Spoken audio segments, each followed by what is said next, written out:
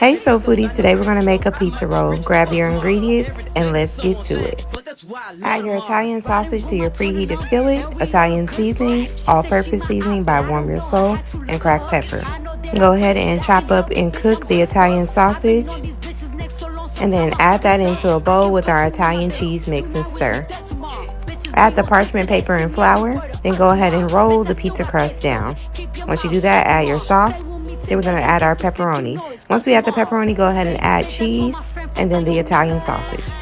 Now we roll in it just like a burrito. Put it in the freezer for 20 minutes, add cheese, go ahead and put it in the oven on 375 for 35 minutes, and look at her.